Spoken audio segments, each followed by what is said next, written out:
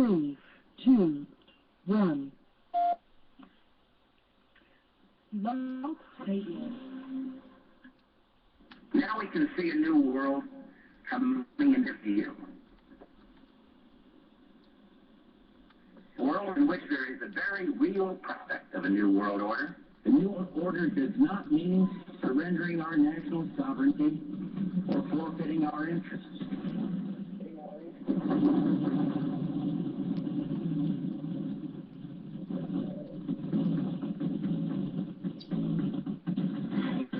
He took an oath to defend the Constitution of the United States of America. By some, he's been called controversial.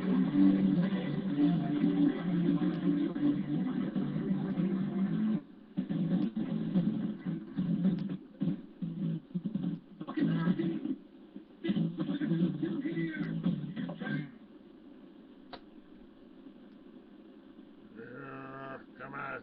That ain't good.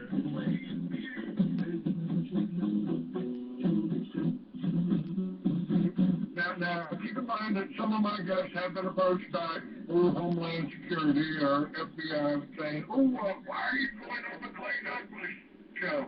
I'm those guys, if they're listening, why don't you get a cup of coffee, maybe you'll learn something. We both took the same.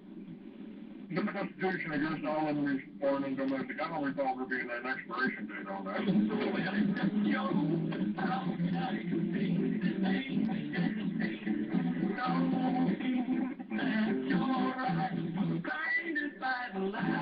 He is the free American, Clay Douglas.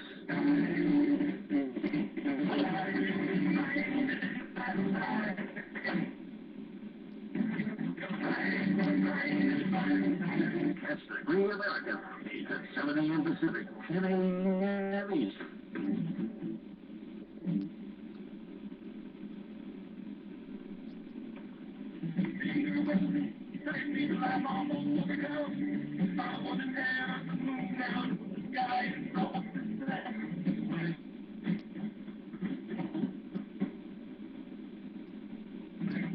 We're podcast on his hill. Visit www.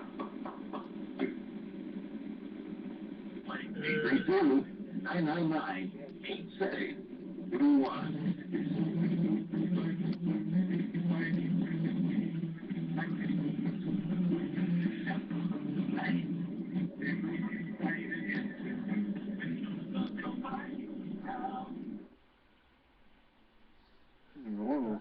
All right, break it up a little bit, but hey, that's just the way it goes sometimes. If we have any more problems here, or if you break up, David, I'll bring you up on Wolf Spirit. I think they're finally waking up here. Okay. And yeah, it was quite distractive, yeah. But David, how do we pronounce your last name? I've got the spelling, I believe, correct. Okay. It's S-N-I-E-C-K-U-S. Is that Sneakus or? Well, the best way to remember it is if you can't get any tickets to the Super Bowl, Dave will sneak us in. All right. That's what I thought. All right. Right. You know, I've got up on my website that the overall show, we're going to be talking about the order of the universe. I liked your statement that we can conclude that we are all spiritual beings having a human experience. Yeah, that's my conclusion after 30 years of studying macrobiotics. And it's and without a chart, it's kind of difficult. But it's very simple. If your audience is listening and they just sit down and relax and listen to me for about a minute and a half or 3 minutes, basically I'll go through the process. Basically, when a client comes to me, I'll ask them, "Where did you come from?" And they'll say maybe Newton, Texas, or California, or some city, Milwaukee, Boston, etc. And I said, "Well, what about where? A little bit deeper than that." And then they'll think a little bit, and they won't even think of their parents. But I just might have to clue them in sometimes, and sometimes they'll say it. But I came from my parents. Oh, yeah, okay. Great. Where did your parents come from? Oh, they came from Lithuania, Germany, Italy. No, where did they come from? Oh, they came from their parents. Oh, yeah, okay. Where did they come from? Et cetera, ad infinitum. And then I said, well, how do you get to... what is one way to explain how you are right here, right now, to infinity, to that aspect of infinity, because that's where you come from. You come from infinity. And so I would take them through the process of the evolution of animals. And the evolution of animals is such that the world of animals that we live in, including cats, dogs, and cattle, Hold on just a second here. Hold on just a second. Okay. I'll be right back. Hey, Dale, you're not coming through here on my other computer. It's not bringing in, and I've got you. I had to answer this one on the Blog Talk computer. I've got you up on. Well, this is the one he brings you up on every morning. I know, but for some reason it's just not letting me connect here, and I don't know why. I've got my guest up on the other line here. And all right, let me call him, and I'll bring him in. I'll drag him in here. Actually, have him call in. I'll get him. I can't do that. I mean, and I've got. I'll call you on the other line then. Well, I'm trying to get on the line. It didn't show up here. It didn't show up on Skype here. It didn't show up. I mean, I could hear you doing it because it came in on the other computer, but it didn't come up on this one here. So I've got this up, and wait a minute. Okay, all right. I'm joining the call here. If I hang up here, I'll be right back. All right.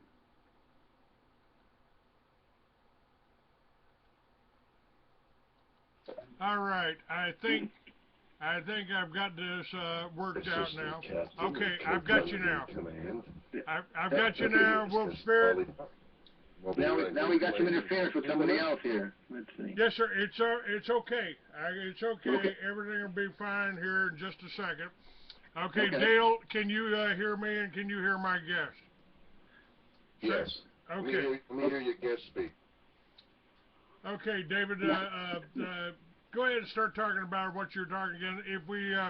If they can't hear you on my other line, I'll hang up for a brief second, and we'll bring you up on the Wolf Spirit switchboard line. Okay. Basically, Bill and the guest. I'm David Sneakus, and that's spelled S-N-I-E-C-K-U-S. And if you need any tickets to the Super Bowl game, Dave will sneak us in. So that's how you pronounce it. Can you hear him all right, Dale? No, yeah, you're good to go. Okay, great. We're good to go. All right, so basically I'm going back a little bit, 30, 40 years, a Vietnam veteran. I was employed by NSA, by the way. I'm a benefit for a consultant for New England Life Insurance. The student of macrobiotics since 1977. A macrobiotic counselor and chef since 1981. A researcher into money and banking since 2004. I co-founded the Massachusetts Foreclosure Defense League. I'm an advocate for public banking, and I'm a petitioner for Massachusetts House Bill 938, calling for a 10-year moratorium on foreclosures. So I'm a pretty controversial and productive guy, an interesting person that qualified for the Clay Douglas show. Yeah, occasionally, the FBI will come knocking on somebody's door, or Homeland Security. Why are you going on the Clay Douglas show? Why not? You know. Why not? They don't have anything to do. They'll come after anybody. So that's my interpretation. Before I start with anything, the information that I'm about to give out or share is my personal opinion. And it may be controversial, and please don't take it personal for anybody that's listening. Basically, Clay, we're spiritual beings tested here in this human body. And to explain that, I started with what I learned and really slapped my left palm on my forehead. Oh my God, that's what it is. The order of the universe, to me, is quote unquote the truth. It's a truth for most people out there. But for me, after studying it, and I'm convinced it's quote unquote the truth, and that's just my opinion and how I interpret that. It's my belief system, and it may or may not be yours. So well, let me share my belief system. If you're omniscient and omnipotent, and you're the only one of your kind in the universe, what are you? What are you? Oh, I don't think you can describe me, except for I'm a macrobiotic person in the sense of I believe in God in the sense of infinity. God to me is a word that the religions use to describe infinity. Infinity is the word that mathematicians use, and love is the same word is what poets use. So God, infinity, and love are the same thing. Well, if that makes it. If that's controversial, I'm sure it's going to be. But to me, if you're omniscient, and omnipotent, and you're the only one of your kind, then I'd say you'd have to be bored to tears. So what do you do? What do? You create us with a little spark of your divinity that we call a conscience, that we call a soul, and then it's like Shakespeare put it: the whole world is the stage, and God sits behind your eyes and my eyes, and we got free will. We got the right to choose to be good or evil, you know, and we're God's entertainment. we are our own entertainment. We are our own gods, capital G or small g, and the ego is not to be looked at as a god. The ability for us to be here on this planet is because we came from infinity, and I was about to explain that when you get to Dale. Go right ahead. So if you just visualize, close your eyes a minute, everybody, and see yourself sitting in the chair or standing, whatever you're doing, and hopefully not driving, and know that all animals, including humans, cats, dogs, and have to eat plant world. There's no, that's fact. They need air and water too, but they have to eat plants. The cows eat plants, the gorillas, the humans eat plants, and we eat the cows or the chickens. They have to eat the plant world. The plant world has to eat from the soil. So the soil has to be good to have good plants. And in the soil are the elements. The soil comes from the world of elements. And the world of elements is made up of the pre-atomic particles. Those are the electrons and photons, etc. And those electrons and photons, etc., are made up of energy. And energy is made up just of the manifestation of yin and yang from infinity. You got it? You come from infinity. You're living in infinity. You will return to infinity. That's my belief system. It took me 30 years to get that. That's how I believe everything is in the world. Well, that'll take it'll take more than 2 hours to explain on this show, but the thumbnail sketch, that's what I believe. And I have a nice chart I could send to you or anybody that needs a chart on that. Well, I agree with that, and you know, I've got friends that are biochemists that said she created a line of minerals for us, and we've been talking about this as long as I've been doing radio. Dead doctors don't lie. That we are what we eat, and if we're eating the right foods, then we're healthy, and we don't need doctors, do we? That's correct. And that's one of the problems that exists in the world, is that we believe doctors can cure us. We believe lawyers can take care of us in court. Both of those people cannot take care of us. We think the government can take care of us. That's a lot of BS. It's all designed for money. It's designed for conflict. the creation of conflict was the creation of money.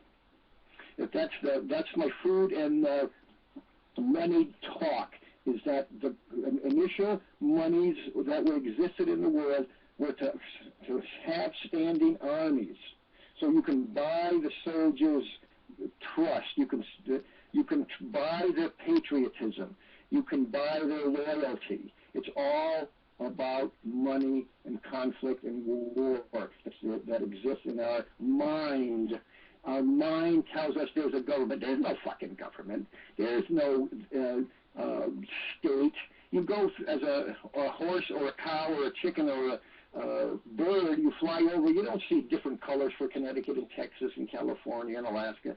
They don't exist in nature. They're just a figment of our imagination.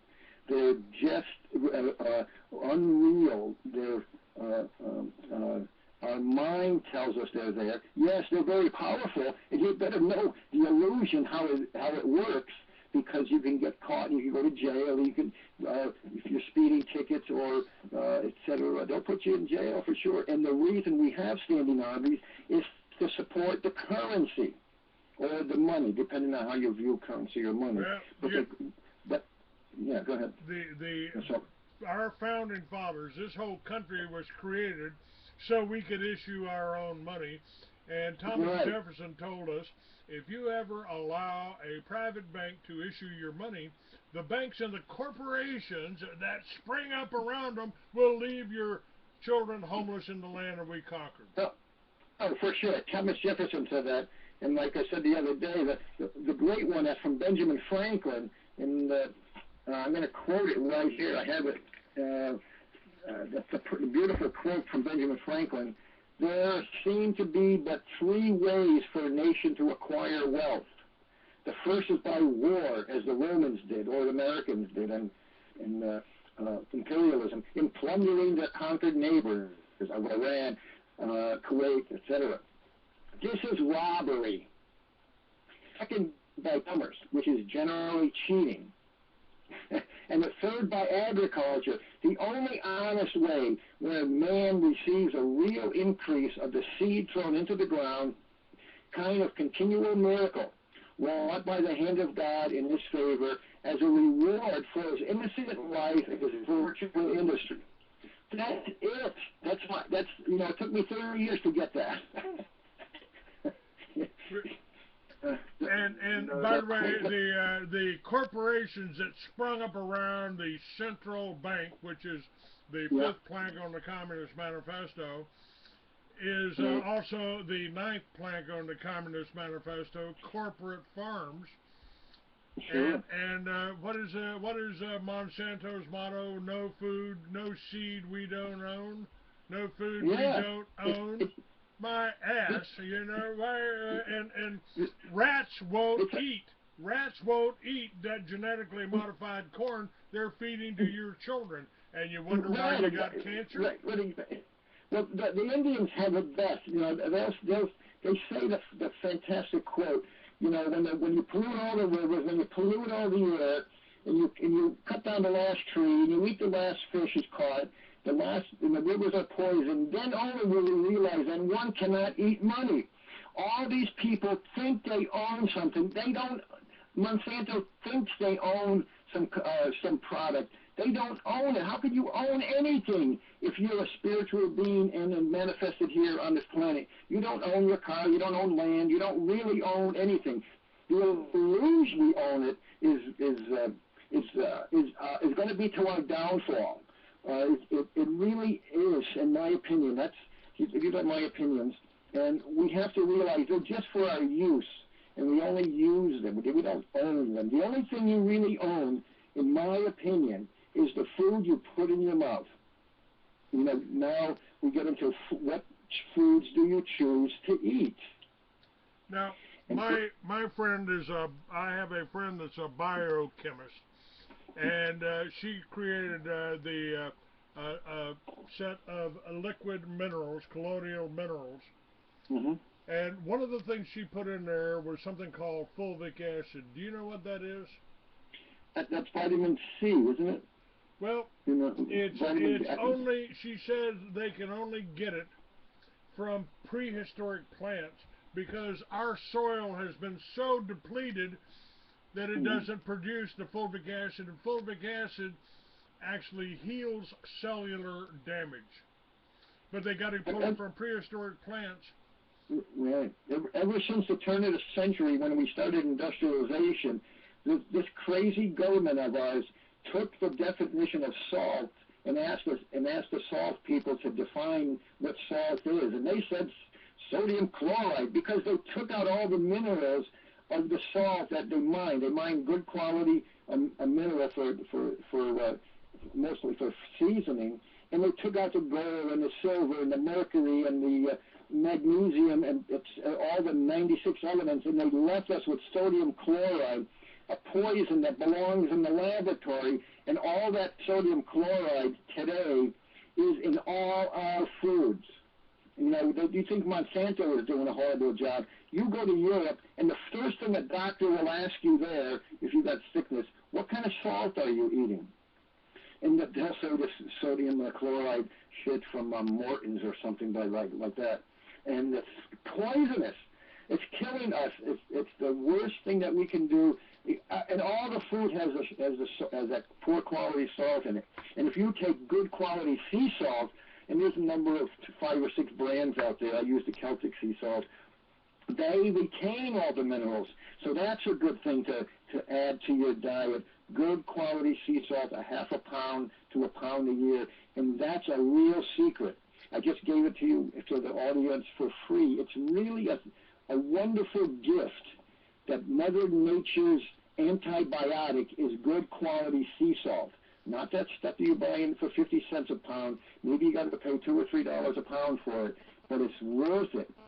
It's the definite nutrient giver to the body. It's really nature's antibiotic. While you were talking, and the guest, I was just eating my sea salt. I put a little bit on my thumb here, and this is a moist sea salt. It imparts more earth elements than any type of dried salt. It's got 50% chloride, 35% sodium, magnesium 0.429, calcium 0.315, strontium 0.0029, selenium 0.0029, manganese 0.0017, and 56 other trace metals in this little pound jar of salt. That's beautiful. What we're living with is a lie that says, you know, on these packages, sodium, and they list the nutrient. Well, if you ate sodium, it'd kill you. You can't label sodium on a nutrient label. It's the craziest thing that we live in. We live in a lie society because we're eating processed food and poor quality salt. So everything that we eat is, generally speaking, now that's not for everybody, generally speaking, the people that, I don't know the percentage, and I'm going to guess 95% of the people, maybe less, maybe more, are eating processed food. So you're going to be dependent on the factories for your food. You're going to be dependent on money because you're not eating a whole food. The whole food mentality will give you peace and comfort and joy and satisfaction. Whereas processed food, you're always looking for something else around the corner. You're eating half the chicken, you're eating half the cow, you're eating half of some orange, you're eating half of the grain, you're not eating anything whole. Your body craves wholeness. It craves the natural order of the universe. Whole grains, whole carrots, whole onions, whole squashes, whole vegetable quality world. And it's incredible the change that went over me, a 30-year, quote-unquote, male chauvinist pig almost. And I changed from a violent person, very somewhat violent person. In Vietnam, I called in airstrikes in Vietnam, to a very gentle, mild man now, more or less. And very understanding of life and really being open to people's problems and situations and, quote-unquote, loving the world rather than hating the world. So I think a change in diet to whole grains is the most valuable thing. Starting with a good quality sea salt is the best thing people can do for their philosophical change and diet and health. It will benefit all of society to start with a good quality sea salt. Well, let me take you on a small tangent here. Okay, sure. To the healthiest food out there, and we can't grow it here in America. It's against the law to grow it here in America. It reaches so deep into the soil that it pulls up the minerals that our soil has been depleted from. Mm-hmm. And a friend of mine, I financed him while he wrote a book called The Emperor Wears No Clothes. He said if you were going to be sent to a deserted island and you could take one thing with you to survive, what would it be? And the answer is a hemp seed, because the hemp plant will provide you all of your nutrition, all of your minerals. It'll provide you. It'll get you high. It'll build. You can build a fort out of it if you wanted to. You can run. You can burn the oil. And our Constitution and our Declaration of Independence was written on hemp paper. You don't have to cut trees down. So it's my theory that the hemp pulls out the fulvic acid, and that's why it cures cancer. Yeah, I noticed some great benefits to the hemp plant, and I don't know any. I read some of the things way in the past why it was taken out. It's probably because of money. The trees were used for paper instead of hemp, and farmers, they didn't want the farmers to make the money on that. They wanted the landowners to make it or something. Who knows exactly? Well, I don't know exactly. I'm sure one of your audience members do. But the funny thing about the seed is that it's so much more beneficial than a bank. I sent Barack Obama a package of seeds, rice seeds, when he first got inaugurated many years ago, about 6 years ago. And I told him that if he planted just that one seed in the ground in the spring of his first year, and took the harvest and planted that harvest in the spring of the next year and harvested it, and et cetera, for 8 years, he would have more money on $1 a pound for the grain to pay off the national debt. He would have $19 trillion, 19 trillion pounds of grain. Of course, there's one problem here.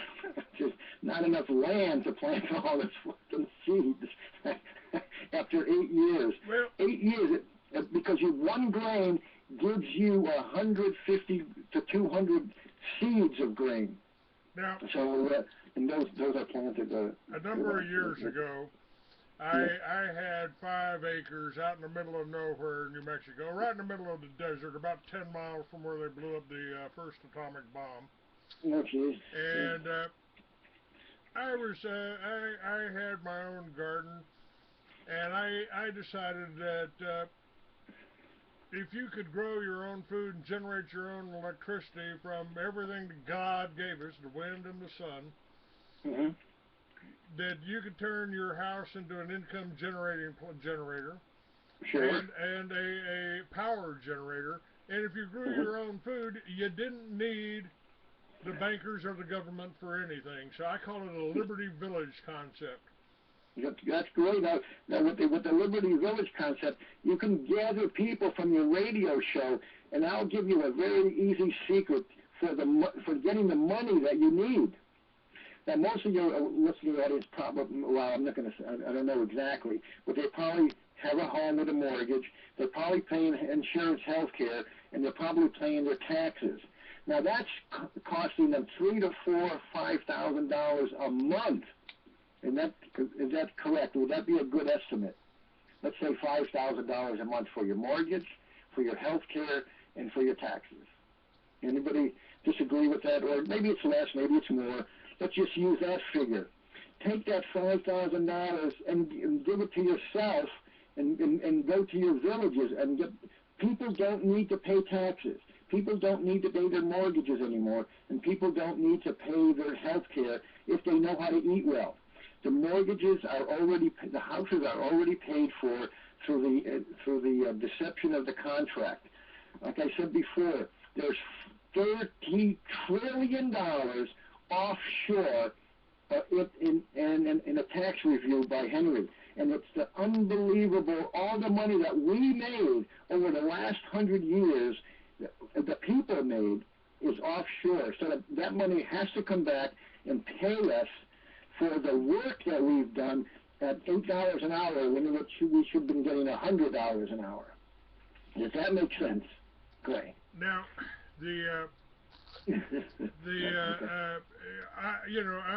it's not probably accurate for me because I haven't paid any taxes in 20 years. Oh, good for you. But I actually let an IRS agent into my house one time, and I said, "Hey, see this house? Guess what? I don't own it. See that truck out there? I don't own that either. Those computers are mine, but you can't have them. That's tools of my trade." And I'm not only not paying this fake debt that you got for me, I'm never filing again. So you want to put the cuffs on and take me away now? Yeah, that's right. That's a beautiful approach. You know, most of us were scared, myself included. Oh, the government's going to come after us, the FBI, the revenue agents. Well, they'll come after you if you don't know who you are as a human being. If you think you're owned by, if you believe you're not your sovereign individual, then they're going to come and get you because they know you're weak. That's the same way they go to Iraq. Well, we have. They brag about it. We have the most successful voluntary income tax.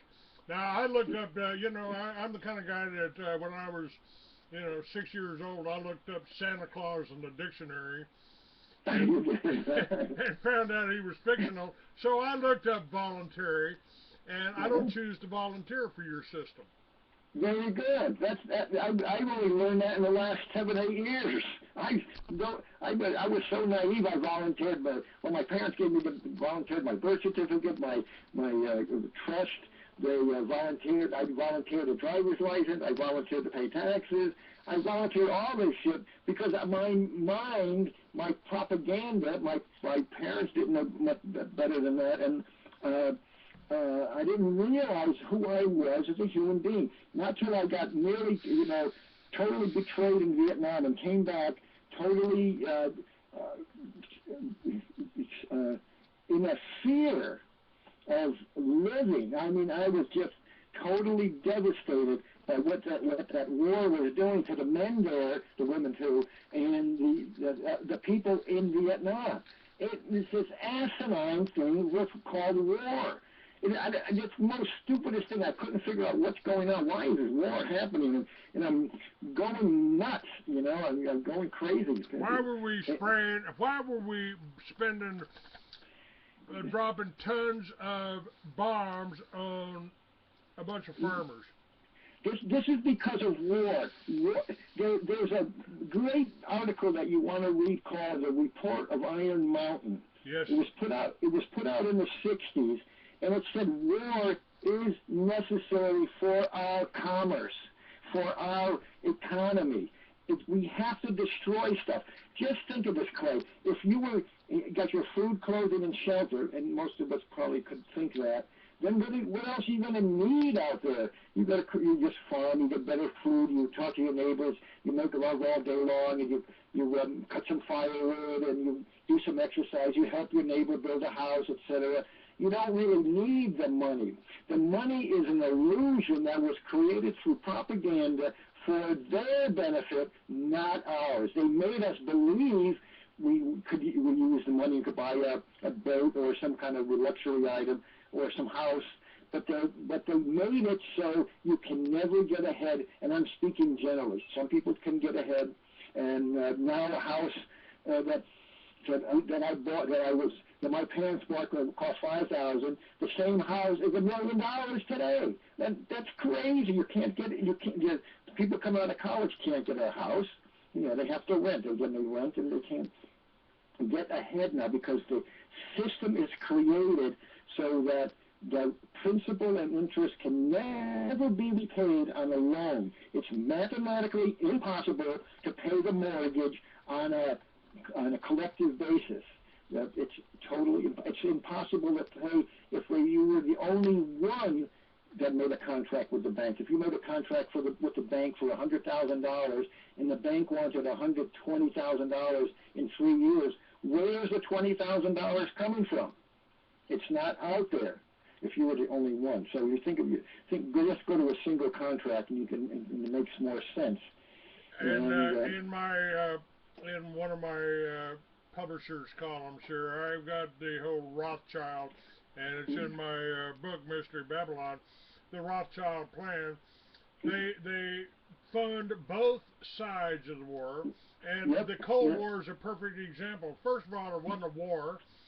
All we were doing is they were taking our money and the Russians' money to build nuclear weapons, to build all these weapons for wars when we weren't at war.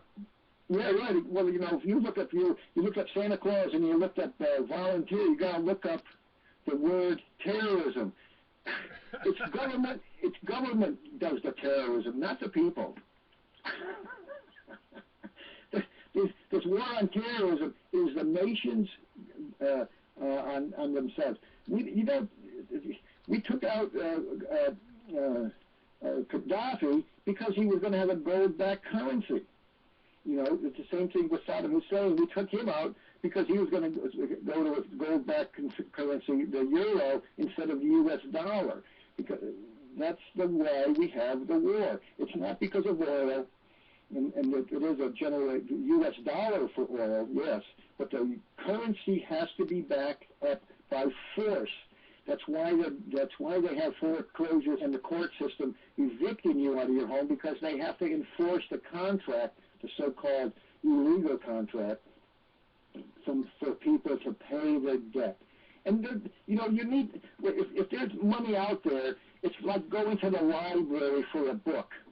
It's very simple. You borrow the book, you read it, you use it, you bring it back. You don't bring back a book in 6 chapters. You don't bring a book in 2 books back. You bring 1 book back. And if our monetary system was an honest, issued money, then it would be totally transparent. There might be a little transactional fee that's necessary, but that's all that's really necessary, because money is just accounting. It's not even the value of the paper, because we're on digits now, and it's all electronic. Are you aware that for at least 100 years, maybe more, we could pay our taxes with hemp? We could pay our taxes with hemp. We could pay our taxes with rice. We don't even need taxes with an honest monetary system. For example, if we had $100, theoretically, $100 could pay off everybody that's necessary, because it just circulates.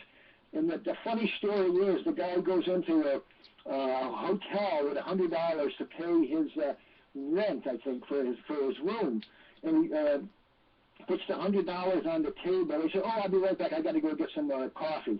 And the $100 goes to the shoemaker to pay the electricity, it pays electricity, it pays the shoemaker, it pays the guy who shoveled the snow, and it comes back to the whore that was in the room that he rented for the day, and the $100 comes back on the table. The guy picks it up and pays the room. So mathematically, a certain amount of money is necessary to complete all the transactions that all the human beings and all the services and products human beings can make.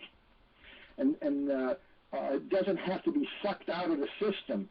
So when a bank comes in, it sucks out interest, so that $100 gets depleted to $90. Then there's less money, and there's less money the next year, $80, $70, so there's no money left. And when we have no money left, we don't have the transaction, and it all gets sucked out by the bank that takes it to the Cayman Islands. Clay, there is $32 trillion off of the Cayman Islands.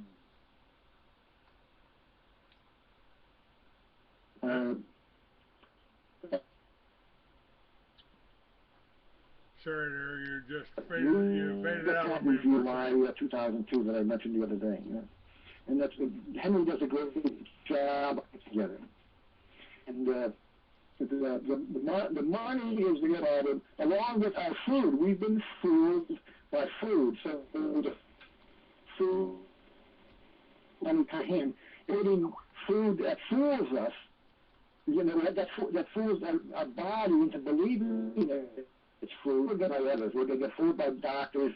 We're going to get fooled by the lawyers who tell us that we have a court date and we're to finding that all they're owing us what we owe, and we don't owe them anything. We're all human beings on this planet. We better start believing it and living like that we are brothers and sisters. Well, you know, to get back to this Liberty Village concept, I started the idea because a friend of mine named Richard Kelly Hoskins, he's written several books, and he said that the foundation of every civilization was the self-sufficient family farm. Mm-hmm. And I believe that. I agree with that. And so that's what I tried to do with my little 5 acres. Mm-hmm. But then it occurred to me that we could do the same thing. Where did this neighborhood we live in? Most of us live in a neighborhood on one square block here. Neighbors in front of us, neighbors beside us, neighbors behind us. Where did those neighborhoods come from? Oh, they came from a family farm somewhere, or a field, open space, open ground somewhere. Mm-hmm. Yeah. And so we built our neighborhoods on top of these old farms. That's kind of the way they do in civilization. They just build over and build over and build over. Yeah, that property ownership concept is what the banks have finally come around to doing in the last 40, 50 years. They're buying up everything. The government wants to own America.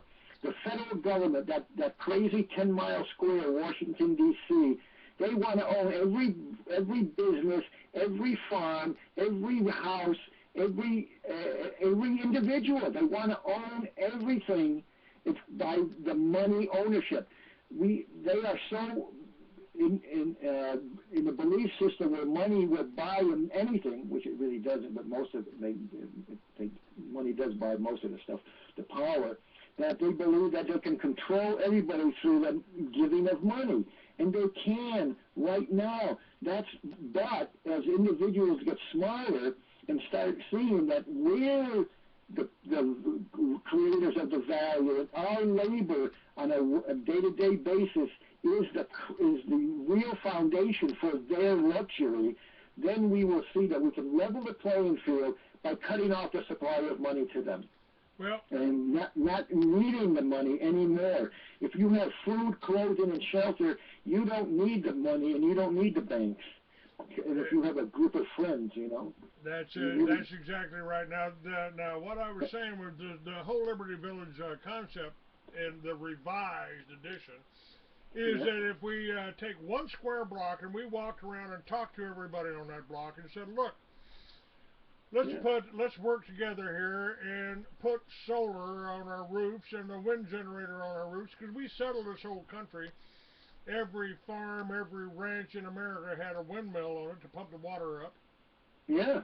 And if we did that in our neighborhoods in one square block, we grew food, not grass.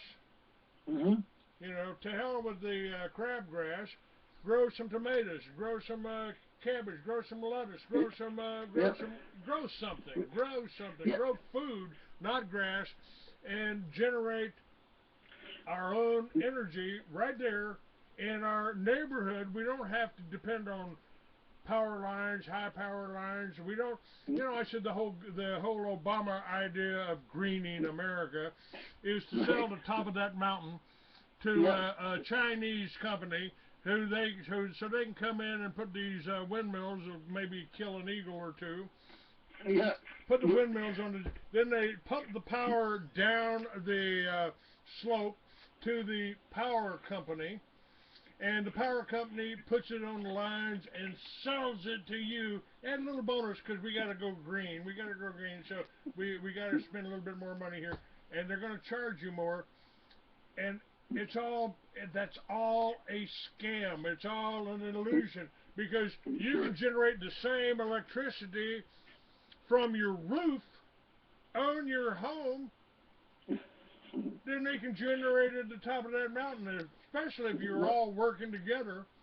And let's not even talk about, we don't even need to go into the fact that it's possible to build magnetic generators and power systems that will pull the electricity right out of the air, but that's illegal. That's a perpetual motion machine, so you can't build it. Yeah. Well, you got to get this group of people, and then you create your own money, and you have the U.S. You can use the U.S. dollar, or I'm sorry, the Federal Reserve note, and you can use that still. And it'd be great if you can get 12 people to work together, but that's a difficulty until they understand the basic of their survival is food. Food is primary, money is secondary. But right now, money is primary and food is secondary. We don't even, I grew up not even thinking about food. I had no idea what food was for 30 years. I just put food in front of me and I ate it. That's all I knew. Until I studied it, and until people start realizing that food is the basics for their survival, and it will create their health, and they don't need the health care because if they eat well, and it's proven, if you eat well from good plants from good soil, you cannot get sick. That is just a fact of life that if you eat well, you will never get sick. But that's going to be a subjective. I mean, it's subjective because what does it mean to eat well? And that's a study that comes through time. But I will say that there's a research done, Sir Albert Howard in South Africa, where he tried to poison his cattle and cows and chickens. He couldn't poison them with the drugs at that time. So the strength of soil and the strength of good quality plants are the primary keys for our survival. And when we realize that, when we get sick enough, when we get sick and tired of the banking system, when we get sick and tired of this government, and we get sick and tired of the military doing the wars, then we will go to these villages that you're speaking of, and you'll be ready for it, and definitely get the Liberty Villages going as a primary. I would suggest do it as a primary goal that you should be promoting right now. Get a few people there, back to farming, because you're going to need people to be strong to continue living this lifestyle. And it's not easy because the convenience of food for the last 100 years has been more and more convenience. The chewing of the food has gone out of our lives. The cooking in the home has gone out of our lives. Michael Pollan even said, he wrote the book Cooked. The most important thing in this world that people don't realize is to start cooking in their own homes. My little booklet, Our Homes as Wellness Centers, Our Kitchens as Wellness Centers, rather, is the most important thing any human being can do for another. That's not money, it's not shoveling the snow, it's not getting you a new car or a Santa Claus Christmas present. It's cooking for you. I dedicate my life to you. Oh my God, it's the most love any human being can give to another. And that's a woman usually does that, but not necessarily a man can do that also for his or her family. So it's really a dedication. It's a total giving of ourselves for our health and benefit. And once you realize that, then everything else falls into place. Your reason for being here on the planet, for procreating, for having a good time, for playing the game of life, for singing, art, for enjoying each other, helping each other out when it's necessary. When somebody show them how to eat well. When somebody falls into financial trouble, you can show them how to work or make some money, and how because the understanding of food and money are vital. Food being first, money second, is vital for anybody's consciousness or belief system. Of course, that's in my opinion. Of course, that just kind of brought to mind. I could hear Jerry Reed singing that song about she got the gold mine, I got the shaft. Why didn't I just learn how to cook? Yeah, right. And you know, the women of the world have, you know, been subjugated by men. I don't know. And I'll say this as my own experience is that, you know, from my father's point of view, the woman had to be in the kitchen. Like there was like a command. If that woman was not in the kitchen, hit my mother, I was just all. And my dad would go nuts. You know, if the woman's not in the kitchen, and of course her parents like that too. But the woman needs to be relaxed and want to be in the kitchen, not as a slave, not as a cook, or not as a slave to the man, but really for understanding the survival of the family and humanity. So the attitude is how we think is what goes on. I thought, you know, in the past that the woman should be in the kitchen. Well, that's bullshit. You know, there's no bossing about that. I have a little different view on that. I think they belong in the bedroom, but I would imagine. I don't mean it's personal. It's just an opinion. This whole thing. There is, in doing my research here for the Liberty Village concept, Oklahoma has a co-op, and it's a co-op of the farmers. So if people are growing non-genetically modified food in their self-sufficient family farm, the people in the cities are buying the food from them, buying them direct. So once a week they come into town, set up on the courthouse lawn, and pick up their food. You know? Life is the understanding of who you are as a human being and what you're going to accept for your food. And if you just accept what your parents did, or what the TV is saying, or what the billboards are saying, or some Monsanto, or some other Kellogg's Krispies, or whatever, and you accept that, that's your destiny.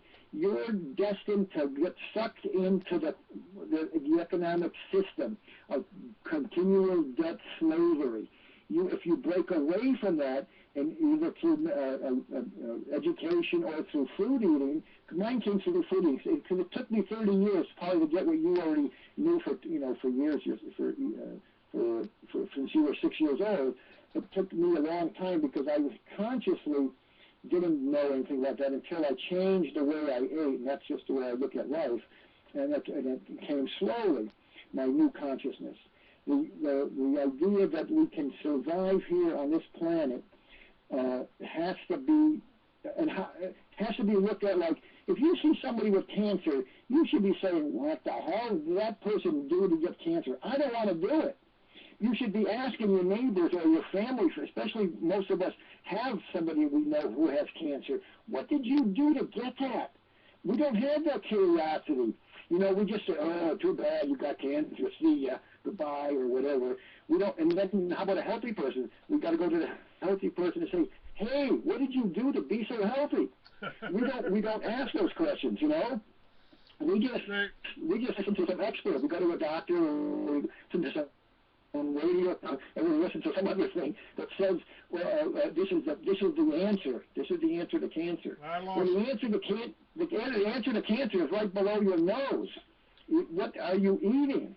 That's right. You know, and I will say something that's very controversial. You probably haven't heard on your show, but cancer is the answer to our deteriorated civilization. Oh, I didn't put that right. cancer is cancer is the answer to your current lifestyle. If you get cancer or got cancer, it's because you didn't know the order of the universe. You didn't follow the proper procedure. Hundreds of years ago, we just died naturally. We didn't get cancers and other diseases. We died naturally. We went out and said, okay, that's enough. See ya. I'm going to go. I'm going to go to the next life. You know, we died more naturally. Now we're dying of cancer, heart disease, diabetes, and stroke, etc., obesity. We're killing ourselves from our eating, and that's that. I have my own experience, and I am so healthy that I was kind of excited, when they passed the medical marijuana law in Arizona. I thought, wow, I may not be a criminal this year. I may finally not be a criminal, But turns out I couldn't get medical marijuana. I didn't qualify for medical marijuana because I wasn't fucking sick. Right. So, right. And I told him, I said, Doc, the reason I'm not sick is because I've been smoking it for 45 years. and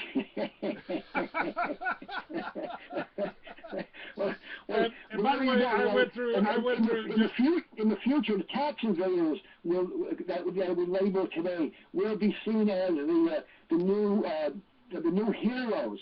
The people who have stopped paying their mortgages, they will be the new heroes because and the people who stopped paying their health care will be the new heroes in the future because they learned how not to play in the system. The system is designed to keep you in debt slavery. As the Milky Way gives us more and more energy on a daily basis, we're going to get more enlightened, and we're going to give the finger to these illusions that are out there. And that's the greatest part about living as a human being in this time period, is that it's so much fun to watch this collapse that's going to happen slowly, and the change that's going to happen slowly. We're not going to get rid of the Fed. We're going to reform the Fed. The bankers are going to go into understanding what money is, and the quantitative easing that's happening is just paying off the banks for the people to have their free homes. They'll get their free homes eventually because the banks have to understand that they're just a transactional entity. And they are coming to that. It's slowly happening with new currencies that are out there, people getting educated on what money is, understanding food and money. I just had a guest on yesterday that talked about the money situation and talked about the drones and all that. But in my Liberty Village plan and on the libertyvillage.org website, I've got links to things like Ithaca Hours and Mountain Money.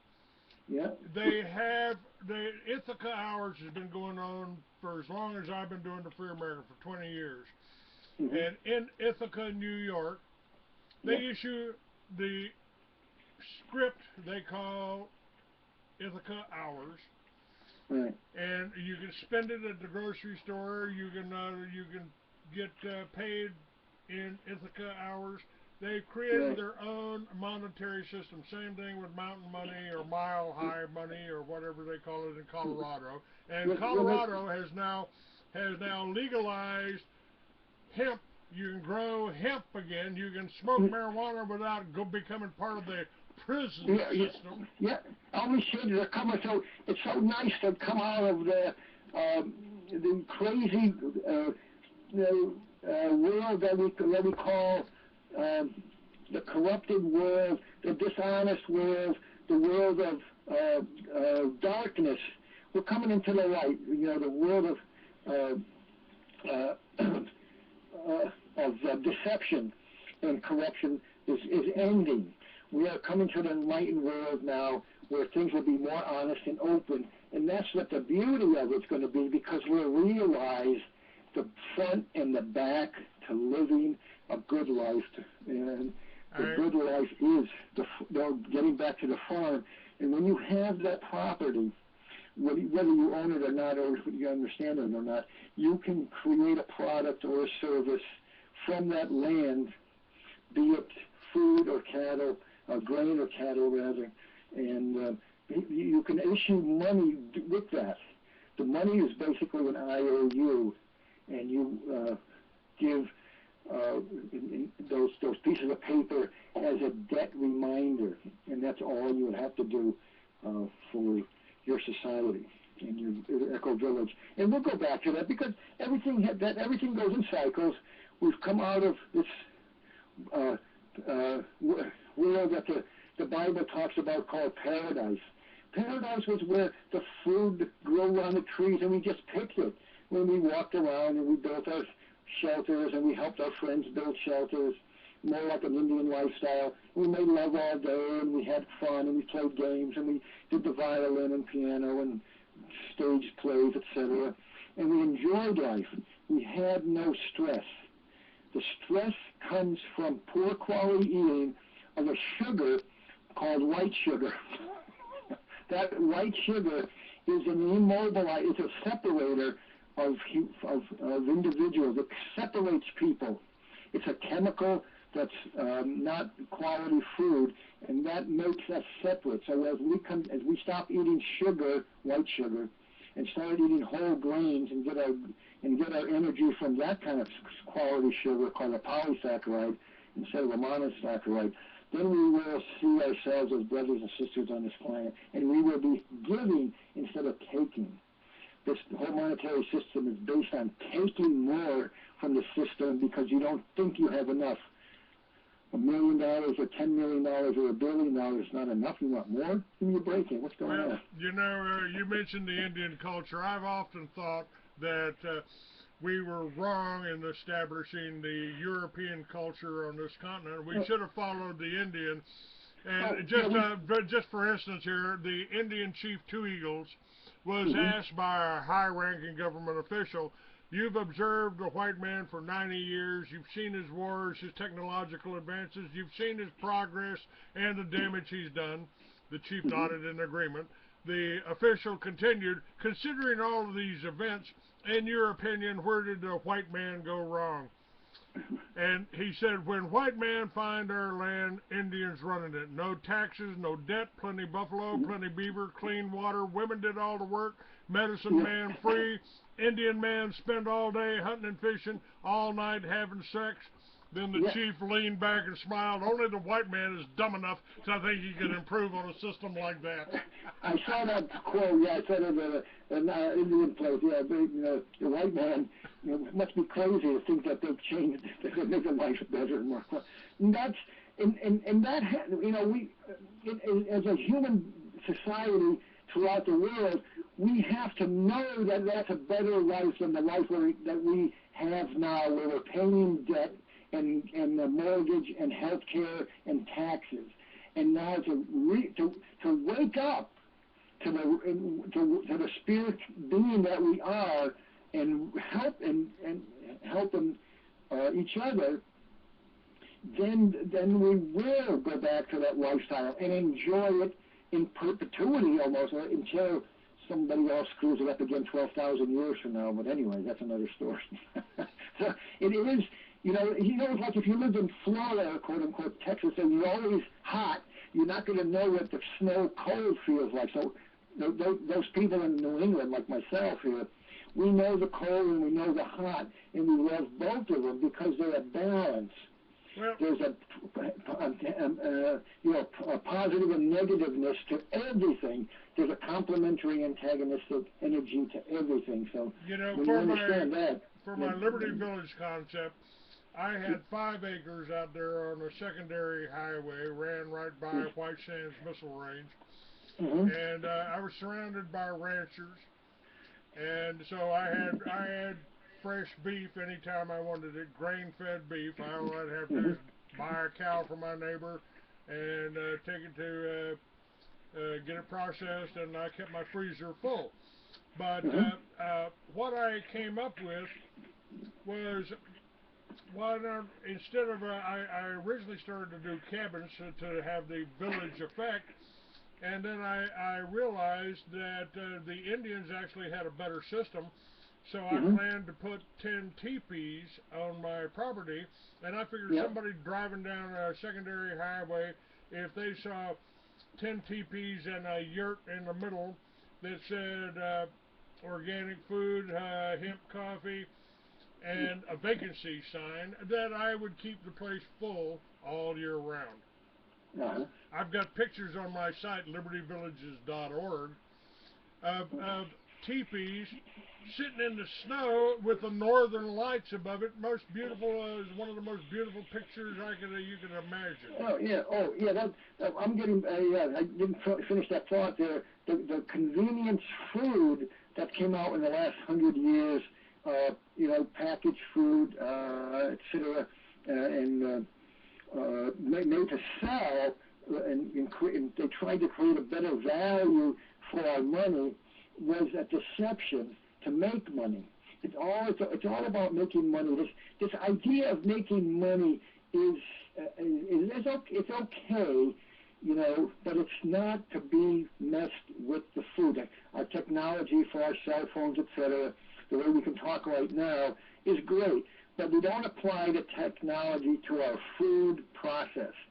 Food process has to be, no, not has to be, should be, could be, in the kitchen, where the love of the person cooking distributes that love to the family or village or community.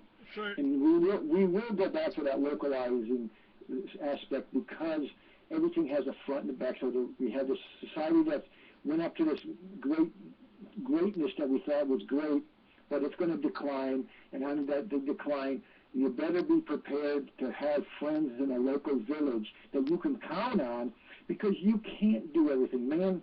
One man can't, do everything. I mean, yes, he could go out and, build a log cabin in the home and plant a garden, but he's going to be pretty lonely out there, So we have to we're a social being, and we will love to be with others when we learn that we're all one.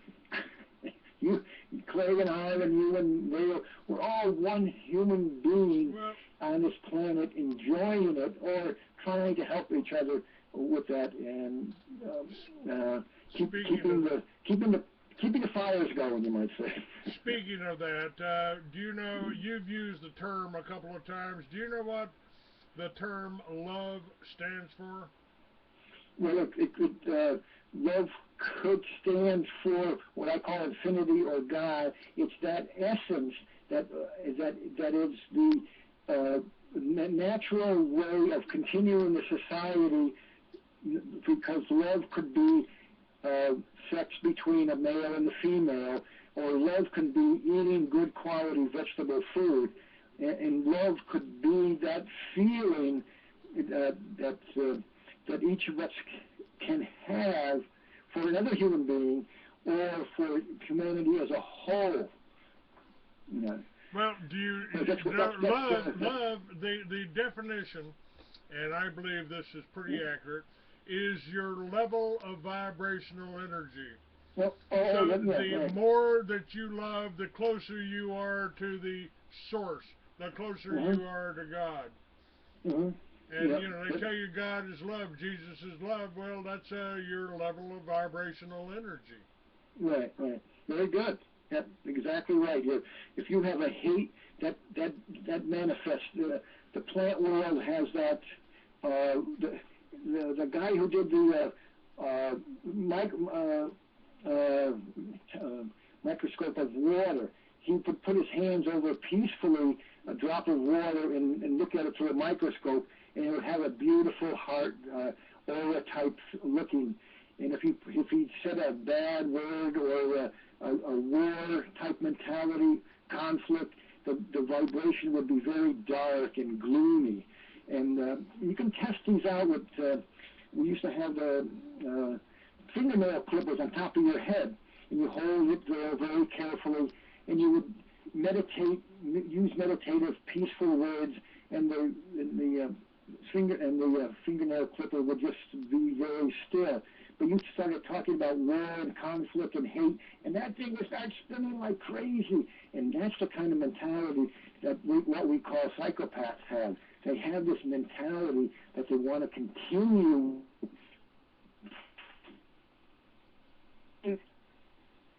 That may love to, and they want to do mean things to people, and that's the energy that comes from eating violently killed meat. A great book on that is the World Peace Diet by Will Tuttle, where he makes the analogy: the way we treat animals and how we slaughter and kill them is the same way we're treating each other as human beings, and this will continue on in society until we start seeing that meat is a very, generally speaking, the meat eating is a violent way of living because it's catalytic with sugar. Meat and sugar are the most devastating two foods besides ice cream that is on this planet. Well, you know, none of us are perfect, and I like my Coca-Cola and I like sugar in my coffee. But I don't do anything else that's harmful, and I don't overdo that. I say that in a general way because I've eaten meat for 30 years, and I've eaten meat and sugar for 30 years, and I've gone off them, and I feel much better without them, and that's just a personal viewpoint, and my belief system is there is no need for me to have an animal die for my survival. I learned how to survive on the plant world rather than the animal world, and that's just a belief system that I have. And I've occasionally had meat, and I've had a lot of sugar in my life, and my teeth are going, and I have to admit that I was addicted to sugar and alcohol myself.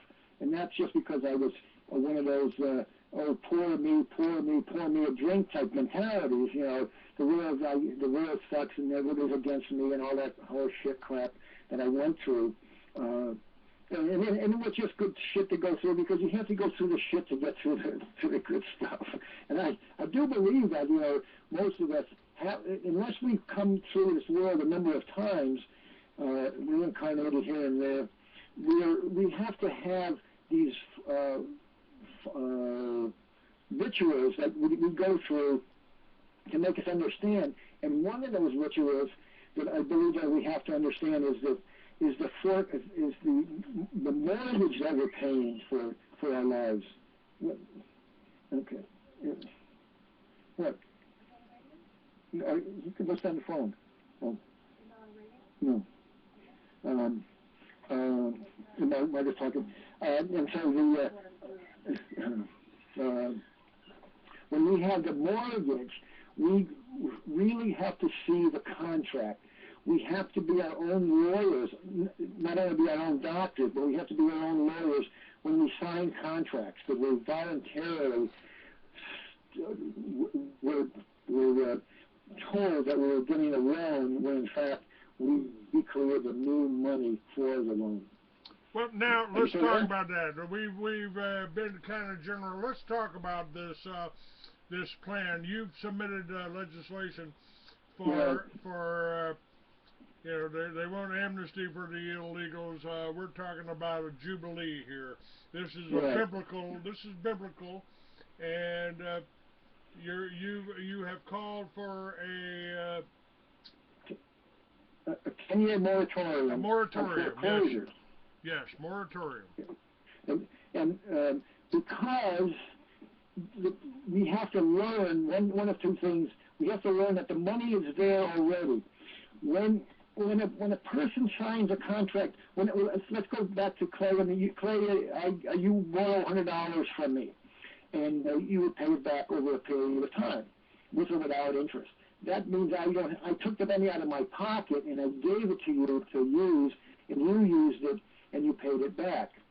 Now, when you go to a bank to get a loan, which you think is a loan, they advertise. They don't advertise they'll give you money. They advertise they're going to give you a loan, and that's what they do.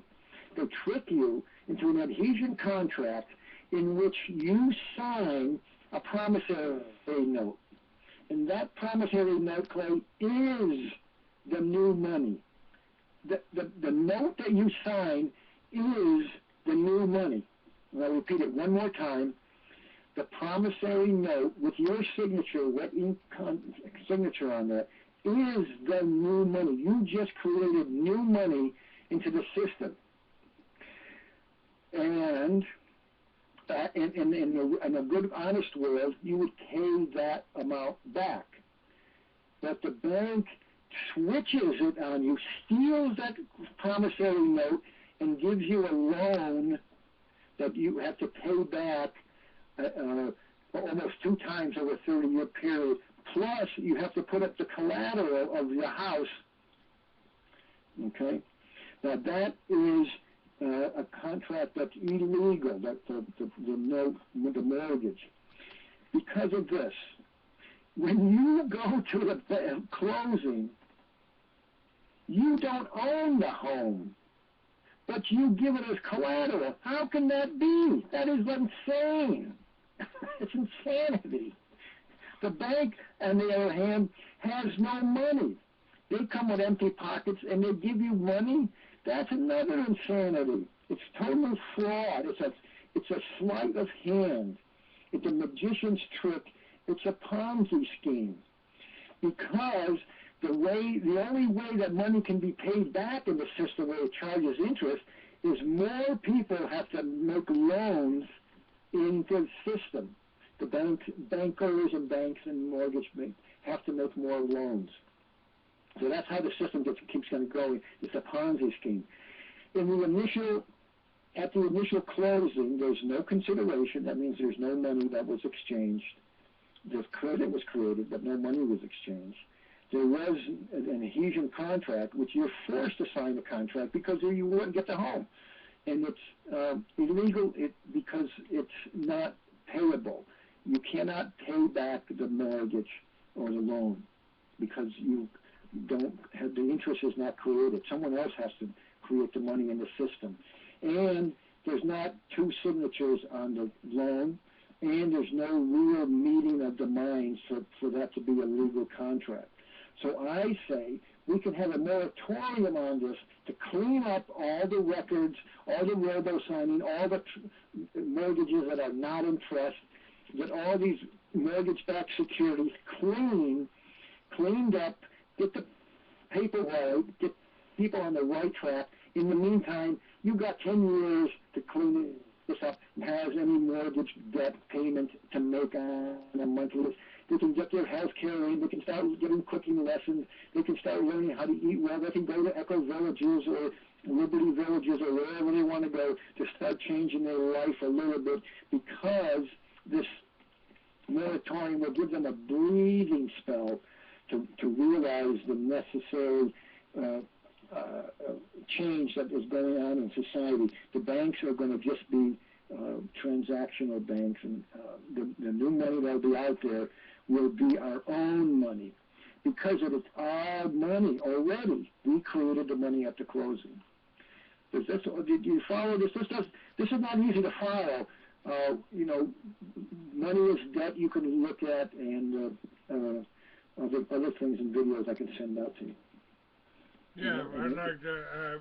I am just started working on my Liberty Village page, libertyvillages.org. I hadn't updated it for a while, but I still think this is the best idea.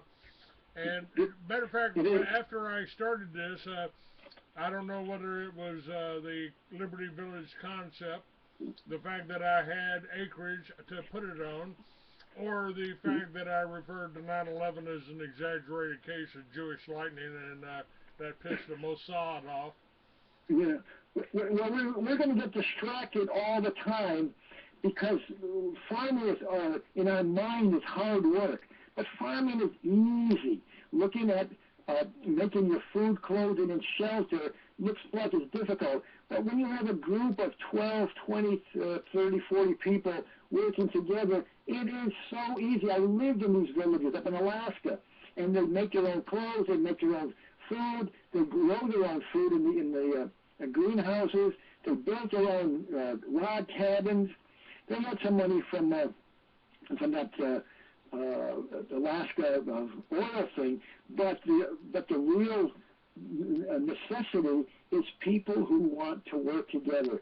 And I know from experience, and I'll say this from experience, the only way you're going to get people to work together is when they understand food as their primary survival tool or technique or ingredients that they're going to eat. And then the best quality is up to the individual to eat. But if you try to get a group together on a baseball team or a bowling league or whatever, some other kind of concept, it's not going to work. And it works here and there, yes. But in my opinion, generally speaking, the best way is for a food basis group to get together. They all agree that this food that they're going to eat is the way we're going to survive. Well, now the plan that I had for the Liberty Villages with the teepees, I figured we could for one teepee that cost less than $5,000. Oh yeah, we could set that up and house half a dozen veterans, and give them room and board if they just mend the fences, milk the goats, and weed the gardens. Yeah, now you may or may not be able to get people, but you should. Anytime the communists take over, they go after the farmers. They kill 11 million of them in the Ukraine, right, and 60 million in Russia. So they go after anytime a communist regime takes over, they go after three classes of people in order. Right. They go after the farmers first because they don't want you being able to feed yourself. They go after the intelligentsia next. That's anybody that's smart enough to know what the hell they're pulling. And three, they go after the veterans and the law enforcement that are still loyal to the old regime. I think they call us oath keepers today. And so the farms, if they're housing and feeding veterans, and the veterans are working on the farm, then they've got the ability and the training to protect the farm if things fall apart. And certainly that's happening in this country. I mean, the illegals were running across the farms, murdering farmers and ranchers out in the boondocks. They need the veterans out there. The veterans need a place to go. I think, to me, the greatest tragedy in America is that more of my brothers that did go to Vietnam have died or committed suicide here in this country than were killed in Vietnam. Yeah, I think those figures are correct. The thing that's going to be critical is, this is my opinion, is that we have to be a peaceful society first before we can have the villages, because we don't need villages that have to have army protection. We have to be living on a planet that we know has a finite number of resources, that is going to be peaceful for a while. I have a difficulty getting this across, but if we have to guard it, we have to pay these people to guard it, and that's not going to be possible. We have to be doing the farming for our life, knowing that our neighbors are going to be just as peaceful, and that may take a couple of generations, Clay, but it will happen. So I always had this dream of one peaceful world, and I know it's coming, and when it's coming, I just hope I'm around. I'm around for it in a certain sense, in that my attitude about life is that it's peaceful out there right now, and so I see everything as peaceful. I can't trust everybody all the time, but I do my best to trust anybody when I first meet them, and that's how I live. I can't live looking at them as my enemy. I have to start looking at them as my friend. And that's just an attitude that makes me walk fairly proudly and nicely through society. And helping people with foreclosures or helping them with the food cooking it's a really a good way to help you know, if we've had so many people lose the farm. Yeah. They lost the farm because they couldn't make it by themselves. Right. They couldn't afford the gasoline they couldn't afford this, they couldn't afford that. They broke them. They made it. They priced them out of existence. Right. And This is a planned conspiracy to get people off the farm because foreclosures are what is foreclosures is another one of those mind illusions. You know, if you stay on your property and you have friends or relatives that can help you stay there, you won't get evicted, you, quote unquote, can fight the system with paperwork and in the court system, but it takes a lot of time and money in a certain sense. So, the first thing that you need to know is that you already own it. There's a non-ownership and an ownership, so it's a paradox. If you're staying on a property, you more or less own it. Just like the Indians didn't own anything, they just lived on it. You know, they didn't know the word ownership, so they just did their thing, and that's really where we all have to be. We have to be all doing our thing, not worrying about anybody else. We're not going to be violent towards anybody. We're just going to be doing our music or chainsawing or chopping wood or making drums or whatever. And when we're very peaceful in doing what we think is beneficial for society, then no one else will come and bother us. Why would anybody want to take what you're doing? Because they know that they are you, and and everybody's doing their best to help each other. And if everybody knows that, what a beautiful society that would be. You know right now you're really talking about the essence of what I tried to create, what I wanted to create, what I still want to create. I wanted to create a place that I would want to retire in. I ain't going into an old folks home. I ain't going into a rest home. And if you want to get hurt, try to get me into long-term care. I will put your ass out. You know, and I lost my whole family over that. You know, when I found out they were trying to make arrangements for long-term care, I basically ran everybody off. No, I'm not going in there. You know, and I ain't taking this medicine. You know, you want me to eat this Depakote? I read the contraindication. It causes heart attacks. I'm not taking it. The only thing I need is a joint and a Harley, and other than that, to get away from me. Yeah. And the thing is, you have a great consciousness. You've got it, you know, through your parents or through your study or your research. Whereas others are still dependent on money. Everybody thinks in the monetary way because we've been trained there. We've been propagandized to do it. Our mind is beautiful in the sense that it can be influenced very easily, myself included. All that advertising that's out there for healthcare or for cigarettes or for alcohol or for drugs, etc. We're inundated. If you repeat a lie often enough, like Hitler said, you'll believe it. They don't call it programming for nothing. That's exactly what they're doing.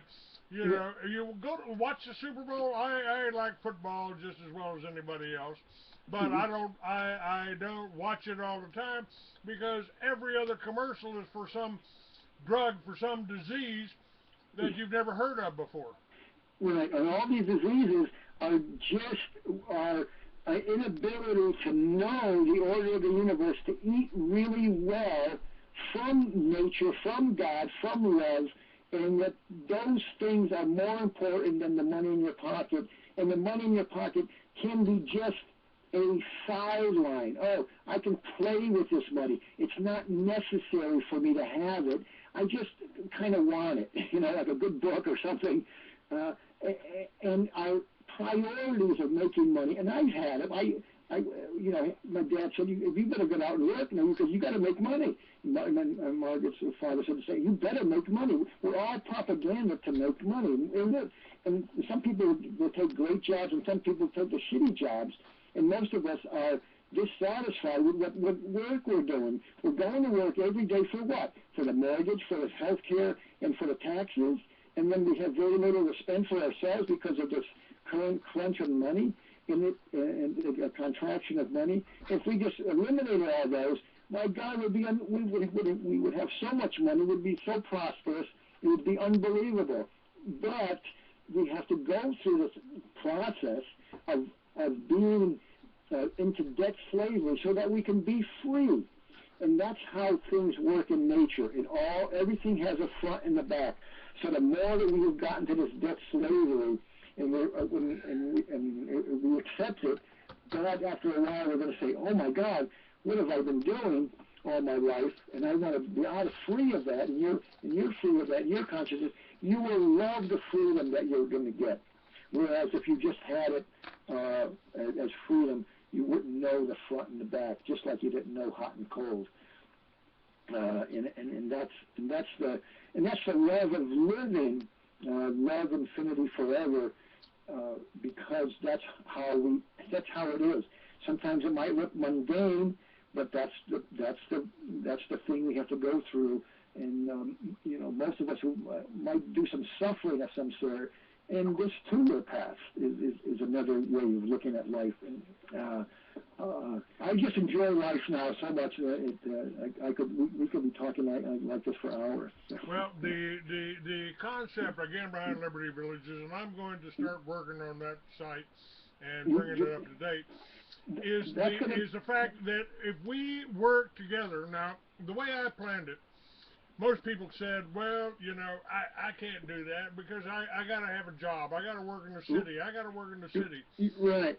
So yeah. I came up with the alternative that we could actually do this in the city block where you're at. You can put this whole idea to work, the Liberty Village concept, work right there in your block, in your neighborhood, wherever you are. Right. Don't cost you anything. Don't cost you anything. I'm not asking for a franchise fee, although I would do that for the family farms, because what I envision for the Liberty Village that's built on a family farm, that's built on a ranch, that's been in your family for years, is bring the people in and train them. Show them how to raise the food. You're a farmer. Show them how to raise the food. Show them the benefits of. My grandmother, my grandfather was a Methodist preacher. My grandmother lived next door to the Methodist church in Weatherford, Texas, and she had a garden in her backyard. The best food I ever had was in my grandmother's kitchen. Yep. And my other grandmother, I remember her bringing a chicken in from the backyard, wringing his neck, and we had chicken dinner that Sunday. Right. When we have those type of experiences, we see the benefit of an eco village or a Liberty Village, and we participate in that because we've gotten sick and tired of the old ways. The new wave will be towards gardens and vegetables, grains and vegetables and beans to their utmost infinite variety, because a human being wants to have variety in their food, and we didn't have that a long time ago. But we have this need for making money that gotten crazy with, and myself included. I submit to the propaganda that was bestowed on me, and to get through it, we get back to the Liberty Villages, we get back to knowing our neighbors, and we continue on our humanity survival rather than the egotistical I am right, and I was there myself. Believe me, I had all the answers. Then you create the humility. You know the Pope. Did you see read the Time magazine about the Pope? When he was a child, he got the award for the most humble person. You know, did you see that? And then the next day he wore the medal, and they took it away from him. So if humanity is what we need in America, and we're going to be humbled, I'm pretty sure very soon, with the unsustainable monetary system. Now there could be a couple of tricks up their sleeve for what they're doing, but the system seems to be going to collapse on its own weight, and I'm sure that as people find out about the money in the offshore, the trillions of dollars that are out there, that it's either going to collapse with that $1 trillion being worthless, or if this 10-year mortgage moratorium comes through, the money will come back and pay off the houses so that we can have free houses, free health care, and no taxes. You know, North Dakota, where they have a public banking system, they have no taxes up there, no state taxes. That's because the money that's created goes back into the public. It is the public's money. It doesn't belong in the private, and we got to wake up to that fact. And when we do, we will just slap our forehead with our hand and say, "Oh my God, how can I have been deceived for so long?" And that because that's happened to me, and it will happen to each individual as they go through life, realizing how they've been fooled. And you know that great song, "Don't Get Fooled Again." That's right. So great. So continue your Liberty Villages. I see it here. Continue with that and make an offer to people on your website to come to live there. Those who are going to be homeless, are in foreclosure, or needing some health care, and you know, I can help out over the phone with cooking classes or inspiration, motivation, or any type of encouragement. You know. That's necessary. Go for it and do what you love to do. The money, I always believe that, and I believe that for 30 years, and I've never had problems with money. It always seemed to appear whenever I needed it, and that's trust in the universe. You know, it's trust and faith that we all need to have as human beings. We don't have to go to work for 40, 50 hours a week. No, we don't. And you know the other thing for my Liberty Village concept, you got veterans out there. Now, one of those veterans knows how to work on vehicles, so he can fix your car. Yeah. He can fix your Harley. Another one grew up on a farm, so he knows how to take care of the plants, how to milk the goats. You know, I mean, when Will Spencer was living with me, you know. He had goats, and we had goat one week. You know, we had the goat meat one week, and we had the milk from the goat for all the time. And I'd rather have that. I'd rather have that goat mowing the lawn than the illegal on the riding mower. You know. Yeah, beautiful. I mean, you have the concept. The people will be coming. Should be coming now with the 2008, 2000, depression that we're in, the bank scam, etc. If you put it out there to a couple of veterans organizations, and I can maybe help you with that in the Northeast, and if you just make an offer on the email, I'm sure I could send down a number of people from the veterans by putting it up on a bulletin board somewhere. Well, if we created this, and I had the money to do it, and the person that bought the property from me and gave me the money to do it kicked me off of the property before we could ever put it into effect. Well, now you could put it into effect now. What's that? You could put it into effect now. I could do this with the teepees and the yurts that I have available. All it would take is the money and the land, and I could do it anywhere, anytime, and within 1 week, or let's say on an outside 1 month, I could create the Liberty Village with a restaurant, with a gift shop, and I might have to spend $100 to get a sign that says vacancy. Yeah. And you know, it would take a year to get the food harvested, to be able to grow the food and harvest it. It would take a few months to do that, but the organic food from the farmers that are already in existence, we've got a perfect role model for in Oklahoma. There's an Oklahoma food co-op where all the farmers, all the organic farmers are getting together. And I'd really love to do it in Colorado, because in Colorado we could grow hemp again. That means we could restore our soil, and we could process the hemp with the technology we got today. We got 10,000 products we can make out of hemp. It would be the best way to do this is that you got the idea now. You mentioned it a couple of times. Write it down on paper. That will organize. That will help you focus. Oh, on Jesus. I've been doing that for 20 fucking years. I've got it down. I've got all the paper you want. I've got the website up, libertyvillages.org. You can see what the teepees look. Now, you don't have to do teepees. You can do earth bag homes. So for under $1,000, you can build your own home, small, like a tiny Texas house, out of earth bags, out of hay bales. You can make you can make. Remember, there's two kinds of people that live in adobe homes. Okay. The very poor and the very rich. Oh yeah. Yeah. So and you don't even have to. You don't have to dig. You don't have to dig. You don't have to dig septic tanks. You can do septic these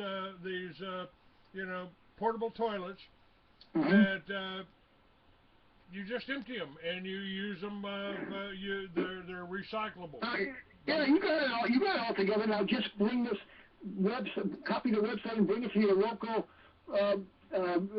human resource place or veterans organization, the closest one, and post it on the board. Get their emails and send it to people that are going to be needing your type of mentality. You train them, and then they'll go out and spread the word to other villages and other places that are going to pop up here and there. This is what we need in our society today. Well, again, it's working together, it's taking care of each other, and frankly, I don't care whether they're my grandchildren or your grandchildren, but I would like them to come up on the porch and sit on my lap in the rocking chair and let me read to them. And I can read. My grandfather did that for me. Yeah. So when I went into the first grade, I could read 500 words a minute. I could read at a 6th grade level.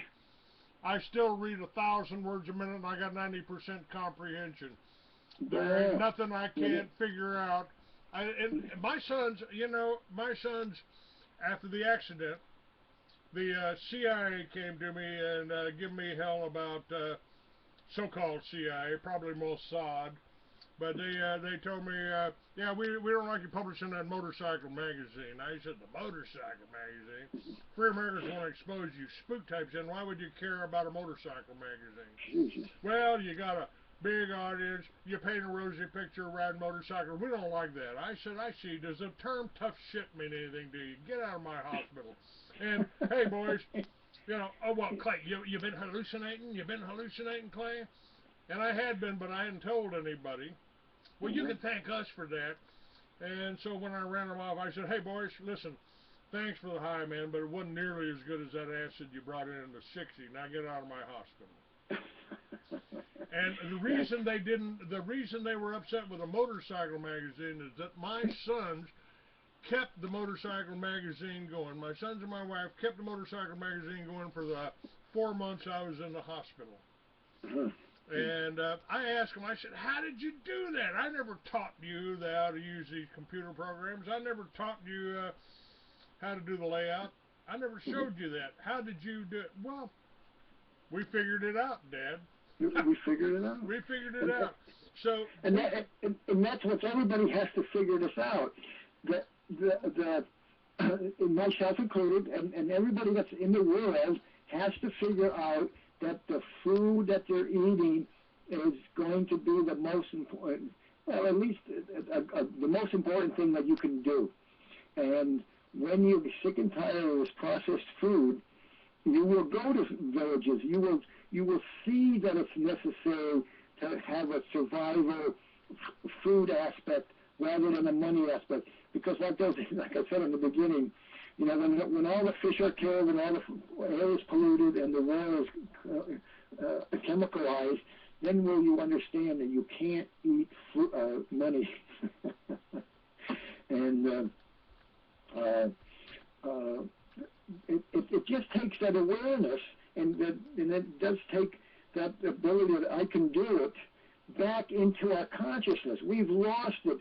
We've gotten the propaganda that the lawyers and the bankers have all the answers and the doctors have all the answers for us. They don't. We have to find out ourselves. You know, we have to experience the difficulty. After reporting on the New World Order for 20 years, at least 15 years ago, I asked myself, how did we make it before? How did we make it 100 years ago? How did we make it 1,000 years ago? If you're not thinking that, you're lost. I mean, you know, I did the same thing with my meat eating, and don't take it personal, but I just said, well, how's that cow doing? How's that horse doing? How's that gorilla? They don't eat any meat. They're strong as bulls. You know, holy shit! Who am I with eating meat, thinking that this is the greatest thing? And I don't have a problem with eating meat. I just said I don't need it anymore, and that's how I looked at it. And then we have to look at others. If they have cancer, like I said, we have to find out what they're eating, and if they're healthy, find out what they're eating, and go from there. And if we don't have the curiosity to enjoy, to be living, and we're stuck in a 40-hour a week, and you come home and drink a beer and you watch TV, well, you know, you're a couch potato, etc. So, we'll need some fertilizer for the soil. What are you going to do? I mean, and we can help people and instill in them some curiosity with inspiration, motivation, or encouragement. But unless they're willing to get off their butts and really be well, then you know that the help that the government's trying to do and these organizations, they're not going to work. I came up with a plan. The company is just up there in Colorado that makes the teepees, that makes the yurts. Company, a canvas company. And I've been in the teepees and I've been in the yurts there in Red River, New Mexico. They got up in the mountains, up at a ski resort, up at 6,000 feet. They got teepees and yurts, and they're just as warm and toasty as can be. Oh yeah, I lived in a teepee in Alaska myself, and I dug a 22 by 22 hole in the ground, 10 foot deep, and I put 1 foot logs around down in the basement. I dropped a barrel stove in there, and put a 6-inch flue on, with an 8-inch flue on the outside, and ran it through the teepee. I was 80 degrees in that teepee, and it's minus 30 degrees outside. That's right. That's right. And I have something up on my website and on my magazine called the Juice Box. The Juice Box. The Juice Box. And what that is a little unit that I could strap on the back of my Harley and take it anywhere I want to go, unfold it, unpackage it, and I got a solar generator that'll run my computer that I can talk on Skype. I can do the show from the middle of a field somewhere. Oh, good. I got a little deal here that fits in my pocket. It's called Clear, and it's a modem, so I could do my radio show from the middle of that field out there if I'm within range of their satellite. Yeah. And with the juice box to provide the power, you could put a couple of these fold up cellular units around the top of your teepee, and that'll run your computer, that'll run your cell phone, that'll run the Skype on your computer, that'll run your lights, and you got LED lights. They don't draw much power, and they're brighter than hell. So we, in essence, for under $5,000, we can set up. You can set up your home in a group of homes with other people around you that can help. If you got a problem, you need to figure something out. You know, hey George, could you feed the goats today? Could you feed the hogs today? Could you take care of the chickens today? Could you go gather the eggs? Could you send your kids out to gather the eggs? Did I what? Could you send your kids out to gather some eggs for breakfast? No. I mean, come on. If we work together on this, we could not only live, we could have fun doing it. I mean, there's one of the things that I think we really miss about civilization is sitting around that campfire at night. I think we really... we got that here too, you know. We got a campfire every once in a while. We light it up, and we always have a good time with that. Yeah, it's you know, we kind of I think we just kind of got to learn to enjoy the battle, you know. Right. We have to get rid of our illusions that we believe in, government, taxes, money, etc. How they really exist. We have to know who we are as human beings, where we're going, and what are we doing here. If we don't have answers to those three questions, we're lost. Because you're going to be floating in the wind. I was floating in the wind until I knew who I was, it's the basis for all the suffering that we have in the world because we don't know who we are as human beings. And whatever it is that you enjoy being, that's of course that's who you are, and you just have to know it best, into it so that you're not in conflict with anybody else in the world. That's right. We don't need in conflict. We can work together. This can be done.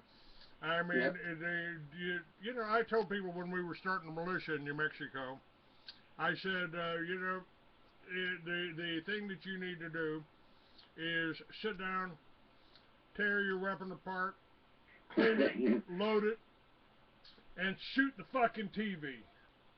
That's a good one, yeah. And then you'll be a lot better off. We actually, you know, I got no problem watching the movie.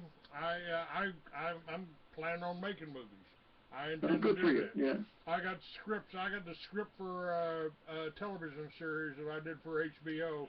It's up on my site right now. You can read the Legends of Lucifer up there.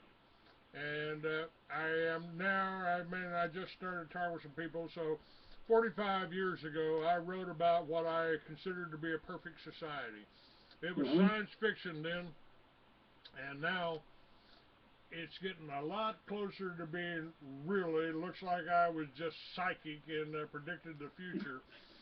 Oh, yeah. Because I envisioned a society, and I wrote it in prison.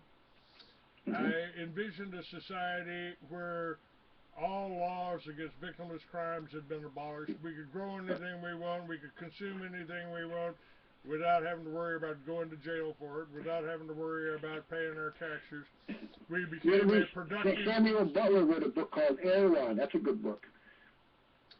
Well, mine was called the Solomon series, and in my series, my character, my hero, Solomon, was one of the wealthiest men in the world, and he controlled distribution of marijuana, hemp, cocaine, everything else. And you know, that kind of go along my lines. I said, you know, you want free trade? Tear down that wall between us and Mexico, replace it with tables, and let the Colombians, let the Peruvians, let the Mexicans bring whatever they want up, set it on the table, pay a duty on it, and then we've got the United States has its legitimate form of income, not the income tax, and abolish all the laws against victimless crimes.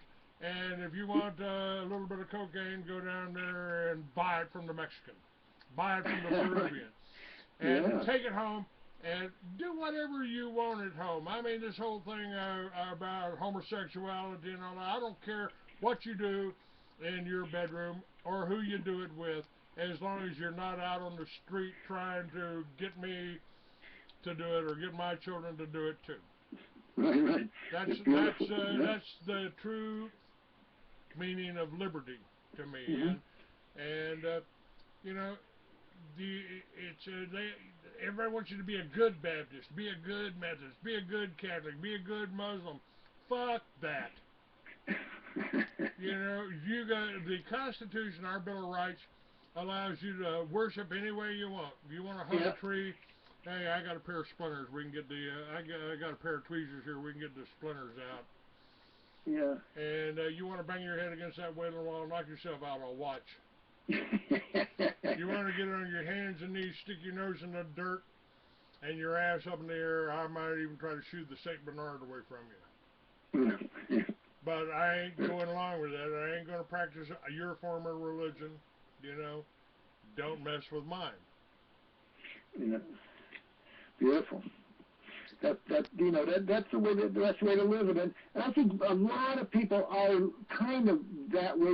They just are stuck in this monetary system that we've been ingrained in for hundreds of years, and we just have to let it go and be real again, because we're basing our lives on so much illusion that it's pathetic. And we'll get rid of it as we wake up, just as the dawn.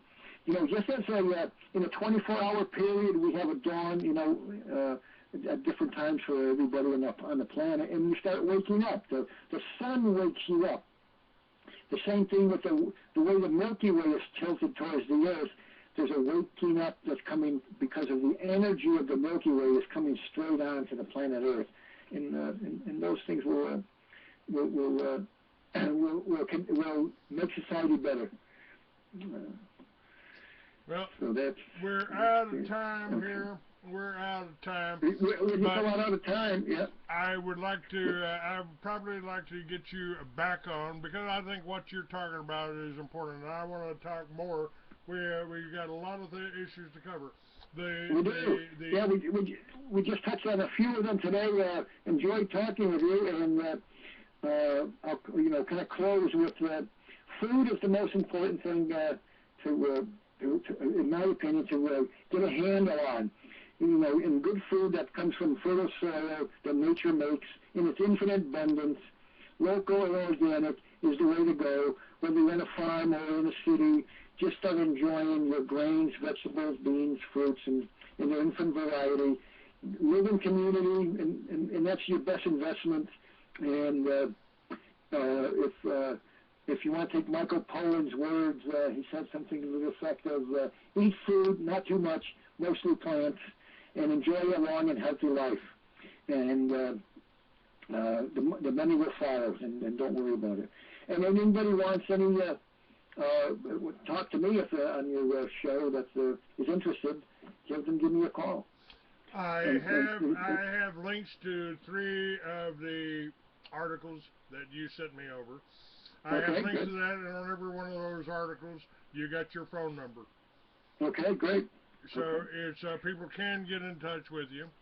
And folks, if you want to work with me here, we can do this. So you got a farm, you got a ranch, you wanna set it up so we can set the co-ops up, just like they've done in Oklahoma. They've done all the groundwork for you, so it's not there. We don't have to reinvent the wheel. Yeah, that's good. I got some property to do that. If you got the property to do it, you want to do it with me, all you got to do is call me. I mean, I've only got one problem of moving around. I hadn't figured out how to pull the 5th wheel with the Harley yet, and they've blown up my trucks. They blew up 2 of my trucks. So, but you know, then I'm a conspiracy theorist anyway, so they say. So. Yeah. All right. Well, check you out on Skype here, and right after the show, and in how much time do we have left? 11:58, I guess. Yeah. And for people who are having money problems, you know, there's your health care. You know, if you want to take the leap of faith and start eating well, you won't need health care. And that's, I know, that's a huge leap of faith. Stop paying your taxes. Stop paying your mortgage.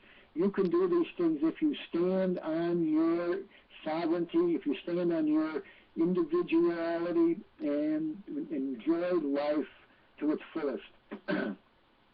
With that, I'll say, be well, enjoy, and happy trails, Merry Christmas, Happy New Year, Happy Hanukkah, Happy Kwanzaa, Happy July 20, December 18th to everybody. And next Wednesday is Christmas. Wow. All right. Christmas, and Kwanzaa, have a Merry Christmas, guys, and we'll see you tomorrow. I think I got Will Spencer on tomorrow, so we'll be talking about healthy, how to take care of your health with what you got. Thank you. Okay. God bless you, David. Thank you very much. Have a good day. Bye-bye.